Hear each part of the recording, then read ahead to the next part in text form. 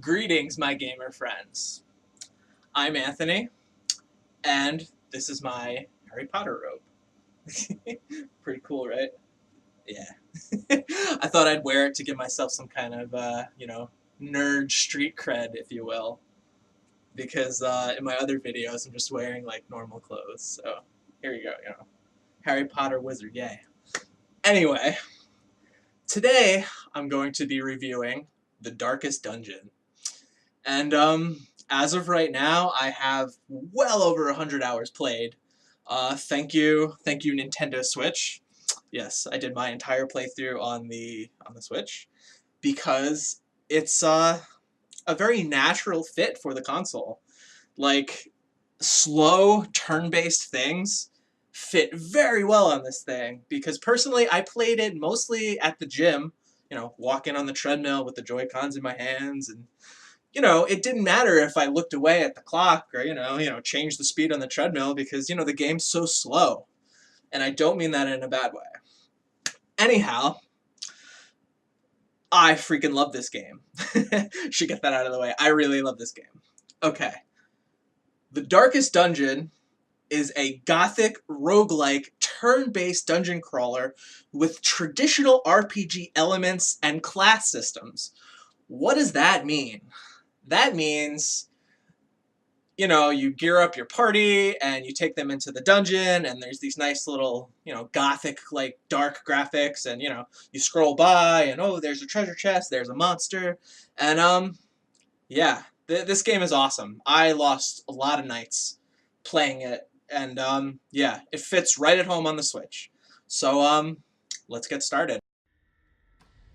Brigands have run up these lanes. Keep to the side path. There are two things that really make The Darkest Dungeon a fantastic and unique experience.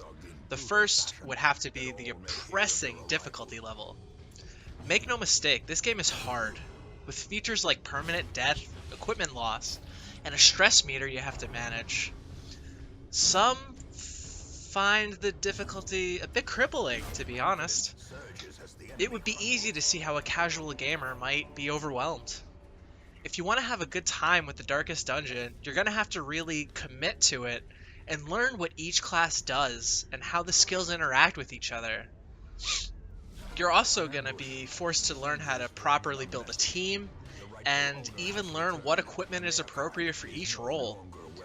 You're also going to have to understand how to manage a limited inventory space, which, trust me, gets pretty annoying, and also know the vulnerabilities of each of the terrifying enemy types, which, thankfully for the most part, are grouped by specific areas. For example, if you go to the ruins, you're mostly going to find undead, who are completely immune to bleeding, so you wouldn't want to bring a jester or somebody that is, heavily reliant on bleed moves. In short, this game will challenge you, and whether or not that level of difficulty is, appropriate for you, it's individual taste is what it comes down to.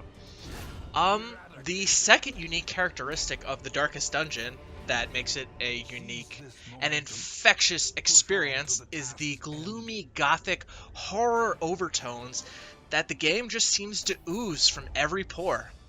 This game is plainly not afraid to scare you, from the creepy monster designs to the narrator's cynical orations flavored with doom. Everything is designed to add stress on top of stress on top of stress. Since the combat system is already brutal, this is a stressful game. Or at least it can be.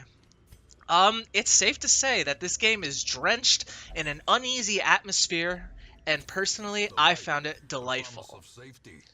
Let's move on to the story.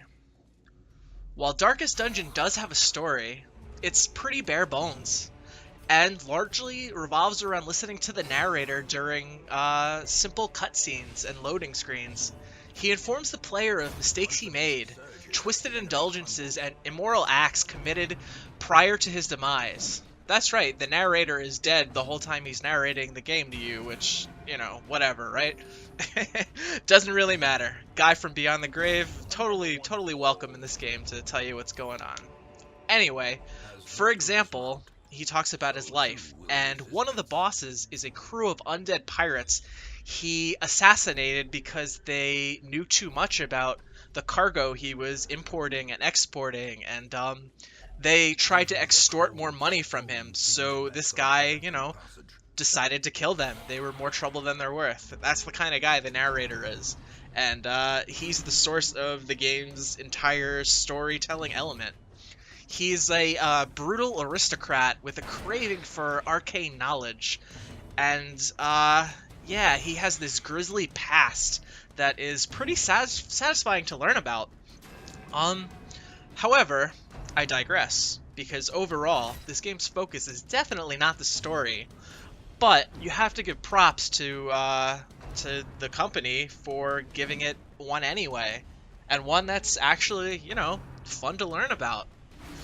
Moving on to the visuals. If asked at this very moment, having completed everything the game has to offer, and by the way, I am eagerly awaiting the strange alien farm download content that's coming, my opinion of the visuals would be mostly positive. The heavy ink-lined, hand-drawn 2D artwork isn't like anything I've ever seen before, and seeing a new boss for the first time is especially rewarding. However, before I played the game, the cartoon drawings made me very leery of diving in, because somehow they just felt cheap and underwhelming. But much like my experience with the shell-shaded Wind Waker, Legend of Zelda Wind Waker, it really grows on you, and as you play, you eventually can't imagine this game looking any other way. So yeah, the cartoon graphics I went from loathing them to actually really appreciating how, unique they are. The sound. Okay, the sound effects are good. When a sword slashes against steel armor, it has a different sound than, say, against naked flesh, which is a nice detail, and one that I noticed and appreciated. Likewise, an attack against a party member's stress meter has a familiar whooshy noise, However, by a large margin, the most impressive part of the audio, once again, is the narrator's depressing monologues. And they do a really bang-up job of drawing you into the gritty world of Darkest Dungeon. The one real gripe I have with the sound, and the game in general, is the music.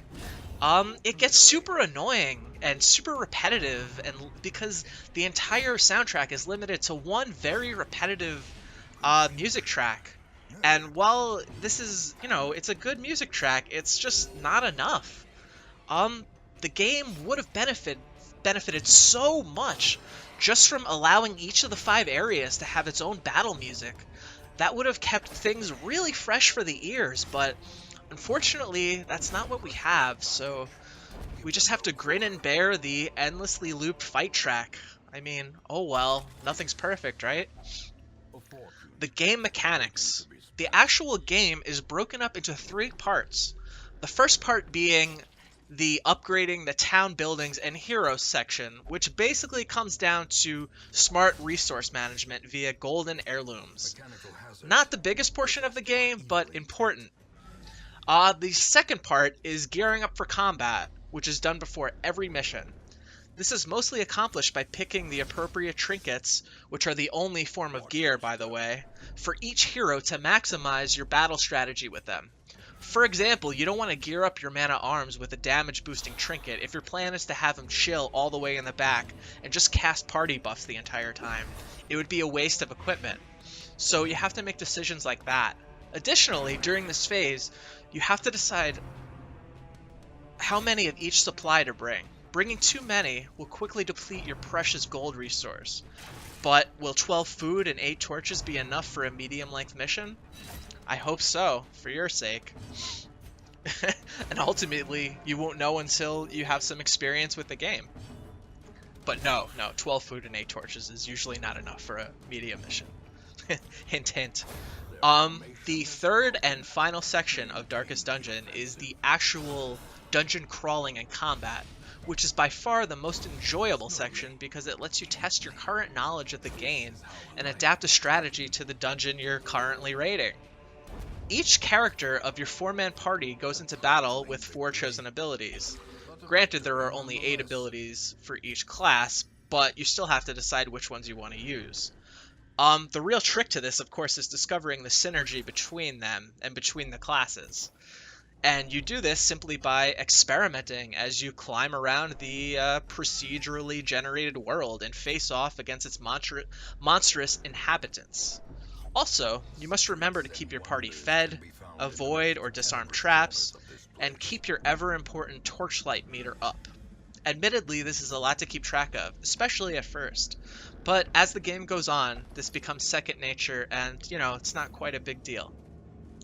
Darkest Dungeon shines, pun totally intended, brightest during the intense moments of combat when you're not sure if you're going to come out of the battle unscathed, or lose a party member, or even your entire party. Which, happens sometimes, and it's a big setback, because then you have to level up one of each of this class again. You might find yourself without a Helion, or, without a healer, and that can really suck. So death is pretty brutal in this game, and I like that. It gives a sense of urgency to the game.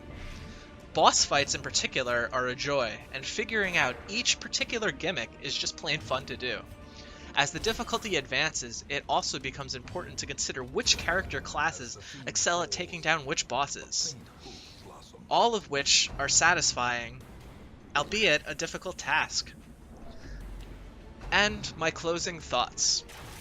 As of right now, my Switch says I have well over 100 hours of playtime, like I said earlier, which is a lot.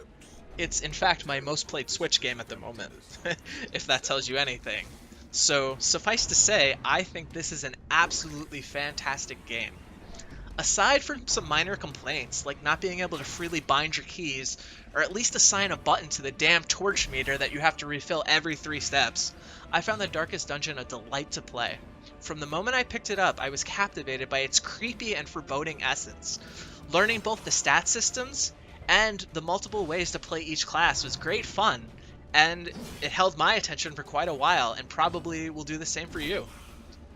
I'm eagerly awaiting the DLC coming, which, has something to do with aliens and farms, which, is pretty weird, but I'm sure it'll be just as great as, Crimson Court, the last DLC. And, so pretty weird, but I totally can't wait for it. So, if you like a challenge and enjoy turn-based combat, I simply cannot recommend the Darkest Dungeon enough. So, I'm giving it a final score of 9 out of 10.